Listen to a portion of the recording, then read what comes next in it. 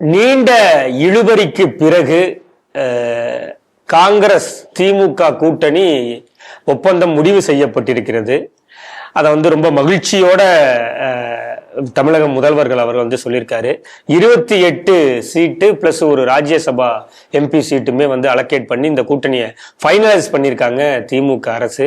முதல்வர் ரொம்ப மகிழ்ச்சியோட இருக்கிறாரு. அவர் பேசும்போதெல்லாம் அதை பார்க்கும்போது திமுக காங்கிரஸ் கூட்டணி ஒரு வழியாக இறுதி ஆயிருக்கு. இந்த செய்தி எப்படி சார் பாக்குறீங்க? அப்படியானா இதுவரைக்கும் முதல்வர் எந்த அளவுக்கு பயத்துல இருந்திருப்பாருங்கிறத பார்க்கிறேன். நாம் மீண்டும் மீண்டும் சொல்கிறோம், திமுகவுக்கு தைரியமும் தம்பும் திராணியும் இருந்தால் தனியாக போட்டியிடட்டும். போட்டியிட முடியலையே.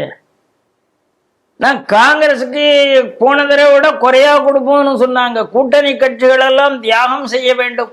புது புது கட்சிகள் எல்லாம் வருகிறது, ஆகையினால இவங்க தியாகம் பண்ண மாட்டாங்க, வர்ற கட்சிகள் எல்லாம் தியாகம் பண்ணணும்னு சொல்லிட்டு இருந்தாங்க.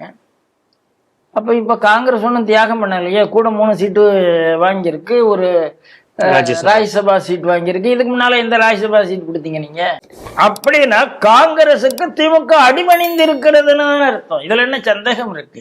இல்ல இப்படி பார்க்கலாமா சார்? அப்ப மாணிக் தாக்கூரும் பிரவீன் சக்கரவர்த்தியும் அவர்கள் பெண்ண அந்த பிளே, அந்த ராஜதந்திரம் என்பது எடுபட்டு விட்டது, அதனாலதான் இந்த டிமாண்ட் நடந்திருக்குன்னு பார்க்கலாம். ஆமாங்க, மாணிக் தாக்கூரும் பிரவீன் சக்கரவர்த்தியும் இல்ல காங்கிரசுடைய மேலிட பார்வையாளர் அவரும் எல்லாருமே சேர்ந்து போட்டு நச்சு எடுத்து இத்தனை சீட் அத்தனை சீட்னு சொன்ன பிறகு ஒரு ராஜ்யசபா சீட் கிடைச்சிருக்கு. காங்கிரஸுக்கு என்ன வேணும்? ராஜ்யசபா சீட் வேணும்.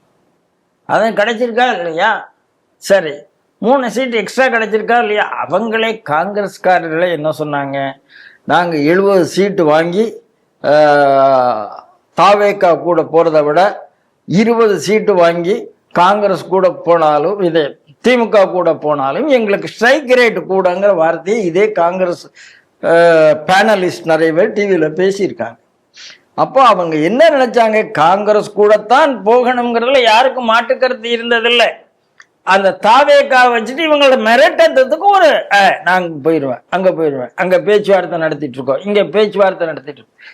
என்ன பாவம், விஜய் தான் பாவம். இந்த இலவகாத்த கிளின்னு வடிவேல் ஒரு இதுல அந்த மாதிரி அவனை காக்க வச்சு அனுபவம் இல்லைங்கிறதுனால விஜயை ஏமாத்தி ஆனால் 3 சீட்டு எக்ஸ்ட்ரா வாங்கிட்டாங்க, ஒரு ராஜ்யசபா சீட்டு வாங்கிட்டாங்க. அதனால இது வெற்றியான கேட்டால் வெற்றி தான், இல்லைலாம் சொல்ல முடியாது. இதுல முதல்வர் சந்தோஷப்படத்துக்கு ஏதாவது இருக்குன்னா ஒரே ஒரு சந்தோஷப்படலாம். அவங்க கேட்டா தானே 40 சீட் கொடுக்கலையே, கொஞ்சம் குறைச்சிட்டோமே, வேணா கொஞ்சம் சந்தோஷப்படலாம். ஆனால் அவருக்கு சந்தோஷம் எதுல வந்திருக்குன்னா கூட்டணியில காங்கிரஸ் வந்துடுதுங்கிறதா சந்தோஷம். அதுதான் விஷயம்.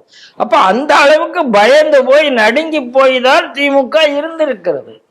ஏன்னா திமுக கூட்டணியில 2வது பெரிய கூட்டணி கட்சி எது? திமுக கூட்ட விசிக்கு அவ்வளவு பெரிய கட்சியா? இல்ல. வைகோ அவ்வளவு பெரிய கட்சியா? கமலஹாசன் அவ்வளவு பெரிய கட்சியா? இல்ல தேமுதிக அவ்வளவு பெரிய கட்சியா? எல்லாமே கொசுறு கட்சிங்க. எல்லாமே 1.5% சீட்டுக்கு போன கட்சி. 2 கம்யூனிஸ்ட் கட்சி மட்டும் பெரிய கட்சியா? எல்லாம் இன்னைக்கு 23 கட்சி இருக்கான் திமுக கூட்டணியில. அவ்வளவு வேறையும் பக்கத்துல. அதாவது எந்த அளவுக்கு மோசம்னா, திமுக வெல்வோம் ஒன்றாக, ஆள்வோம் தனியாக. இதை விட அப்ப 22 பேரை நாங்க ஏமாத்த போறோம்னு அர்த்தம். நாங்க அவங்க 22 பேரை பிடிச்சு ஏனையில பிடிச்சு நாங்க ஆட்சியை அவங்களுக்கெல்லாம் சப்புன்னு சப்ப போறோம். அந்த சந்தோஷம் அவருக்கு. இப்பவே 22 பேரை நம்ம ஏமாத்திட்டோமே, நாம ஜெயிக்கிறதுக்கு இவன்லாம் வேலை பார்க்க போறானே, ஆட்சி நாம மட்டும்தானே ஆள போறோம் அப்படின்னு ஒரு சந்தோஷம். சந்தோஷம் நிலைக்காது, ஆட்சிக்கு வந்தாதான்.